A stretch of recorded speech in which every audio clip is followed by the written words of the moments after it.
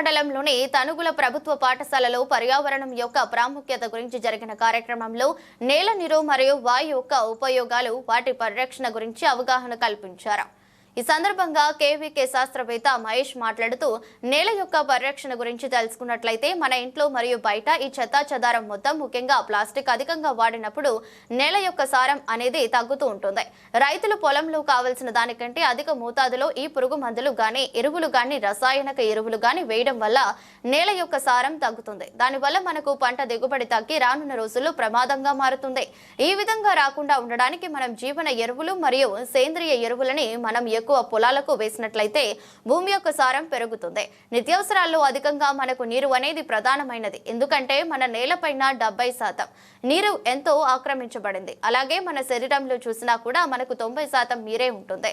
ఇంటిలోని వ్యర్థాలను గాని ఈ పంట పొలాల వాడే వ్యర్థాలను గాని పెద్ద పెద్ద కంపెనీల ద్వారా వచ్చే వ్యర్థాలని మనం నేరుగా మంచినీటిలోకి వదలడం వల్ల నీరు కలుషితం అనేది జరుగుతుంది. ఈ విధంగా కలుషితమైన నీరు మనం తీసుకోవడం ద్వారా మనుషుల యొక్క ఆరోగ్యమే పాడు కావడంతో పాటు జల చర జీవుల యొక్క ఆరోగ్యం దెబ్బతింటుంది. వాయువు ఈ గాలి అనేది మనం చూసుకున్నట్లయితే ప్రస్తుత కాలంలో రైతులు మిగిలిపోయిన పంట వ్యర్థాలను వరి కొయ్య కాలనీ గాని మొత్తం కాల్చివేస్తున్నారు. దాని ద్వారా ఈ వాయు కాలుష్యం అధికమై మనం మనుగడ సాగించడానికి వీలు లేకుండా వాతావరణం కాలుష్యం అనేది జరుగుతుంది. దానివల్ల మనకు ఈ గ్రీన్ హౌస్ ఎఫెక్ట్ లాంటి పొల్యూషన్ గా అవుతుంది. అకాల వర్షాలు అలాగే ఉష్ణోగ్రత పెరుగుదల కావడం వల్ల మనవడు అనేది ఇబ్బందికరంగా మారుతుంది. ఇదంతా జరగకుండా ఉండడానికి మనం ఈ వరి కోయకాలను గాని పంట వ్యర్థాలను గాని అలాగే ఫ్యాక్టరీ ద్వారా రిలీజ్ అయ్యే వ్యర్థాలను గాని నేరుగా గాల్లోకి వదలకుండా మనం కొన్ని జాగ్రత్తలు వహించి ఈ వరి కోయ కాలనీ దాంతో చేసి అదే మిగతా పంట వ్యర్థాలను కూడా బయోపిటెక్స్ కింద మార్చి మనం వాడుకున్నట్లయితే ఈ వాయు కాలుష్యాన్ని తగ్గించవచ్చు.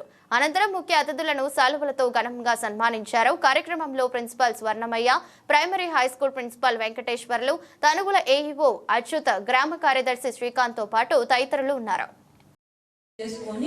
మీరు మీ 10వ తరగతి పరీక్ష ఫలితాల్లో తద్వారా మీ లైఫ్లో కూడా మీరు వాటిని కోరిలేట్ చేసుకుంటూ మన గోల్స్ని అచీవ్ చేయాలని నేను ఈ వేదిక ద్వారా మన 10వ తరగతి విద్యార్థులకు కోరుతున్నా. మరి 10వ తరగతి పరీక్షలు కూడా దగ్గరకు వచ్చినాయి కాబట్టి డెఫినెట్గా this will be very useful. ఇంకా మన డాక్టర్ మహేష్ గారు సైంటిస్ట్ గారు చెప్పినటువంటి విషయం మనకు నిత్య జీవితంలో కూడా ఉపయోగపడే అంశం. అయితే మన గవర్నమెంట్ కూడా మీకు తెలుసు కదరా, మనకి జన్య సస్టైనబుల్ ల్యాబ్ కింద 100 స్కూళ్ళలో మన స్కూల్ కూడా ఉంది. మరి మన పిల్లలు మా 9th క్లాస్ పిల్లలు లోనే ఉంటున్నాం కదా, ప్రకృతి గురించి తెలుసుకోవాలి. మనం దాంతో మన రిసోర్సెస్ ఏవైతే ఉన్నాయో సార్ చెప్పినటువంటి రిసోర్సెస్ నీరు, భూమి, వాయు ఇవన్నీ కూడా సస్టైనబుల్ చేసుకుంటేనే రేపు మన ఫ్యూచర్లో మనం సస్టైన్ అవుతాం.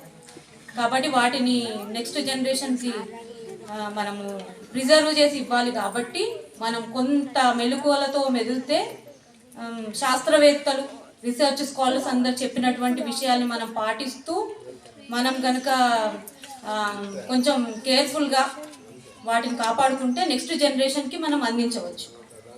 సహజ వనరుల విషయంగా విద్యార్థులకు ఒక 5 R's డెవలప్ చేయాలి అనే ఉద్దేశం. 5 R's అంటే refuse, reduce, repurpose and reuse, recycle. ఈ 5టిని విద్యార్థులు అవలంబించాలి, వాటిని ఫాలో కావాలి, వనరులను పరిరక్షించుకోవాలనే ఈ 5 R'స్ను వీళ్ళకు అవగాహన కల్పించి వాళ్ళ లోపల ఈ సహజ వనరుల పరిరక్షణను పెంపొందించుకునే విధంగా ఈ కార్యక్రమం నిర్వహించడం జరిగింది. ఈ 5టి గురించి కూడా మరి డాక్టర్ మహేష్ గారు చాలా అద్భుతంగా సహజ వనరులను ఏ విధంగా కాపాడుకోవాలి, అది కాపాడుకోకపోతే ఏం జరుగుతుంది అనే విషయాన్ని డాక్టర్ మహేష్ గారు, శాస్త్రవేత్త, కృషి విజ్ఞాన కేంద్రం జమ్మికుంట గారు చాలా చక్కని అంశాలను విద్యార్థులకు తెలియజేసిండ్రు. వారికి కూడా మా హృదయపూర్వక కృతజ్ఞతలు తెలియజేస్తూ మరి వారు చెప్పినవన్నీ కూడా విద్యార్థులంతా కూడా వీటిని పాటిస్తారని మరి పాటించాలని ప్రతిజ్ఞ రేపు కనీసం హై స్కూల్కు ప్రతిజ్ఞ కార్యక్రమంలో ఈ 5 R's 2 కలిస్తేనే నేల తయారైంది. నేల అనేది మనం ఇప్పుడు వచ్చే ఫుడ్ కూడా ప్రతిదీ కూడా నేల నుంచి వస్తుంది. ఇక్కడ చూడండి నేల లోపల అందరు అనేక రకాల ఒక టీ స్పూన్ నేల లోపల కొన్ని కోట్ల సూక్ష్మజీవులు అనేటివి మనకు మేలు చేసే సూక్ష్మజీవులు అనేటివి ఉంటాయి. ఇప్పుడు మనకు భూమి వాల్యూ తెలుస్తలేదు, కానీ యాక్చువల్గా ఒక భూమి పైపుర తయారు కావడానికి ఒక 1 సెంటీమీటర్ తయారు కావడానికి 1000 సంవత్సరాలు పడుతుంది. మీ తల్లిదండ్రులకు నా యొక్క రిక్వెస్ట్, ఒక చిన్న రిక్వెస్ట్ చెప్పండి. మీరు ఎవరైతే వరి కోసిన తర్వాత కొయ్యకాలు కాలుస్తారో దయచేసి మీ తల్లిదండ్రులను కొయ్యకాలు కాలవకని చెప్పండి. ఎందుకంటే కొయ్యకాలు కాలుస్తే ఏమవుతుందో బెస్ట్ ఎగ్జాంపుల్ ఢిల్లీలో మీరు అసలు గాలి కూడా పీలవలేదు ప్రస్తుత సిచ్యువేషన్. ఎందుకంటే దాని పక్కన ఉన్న పంజాబ్, హర్యానా రాష్ట్రాల లోపల వాళ్ళు పండించిన వెంటనే దాన్ని కొయ్యకాలు కాల్చడం ద్వారా ఆ కాలుష్యం తీవ్రత ఇక్కడ ఏదైతే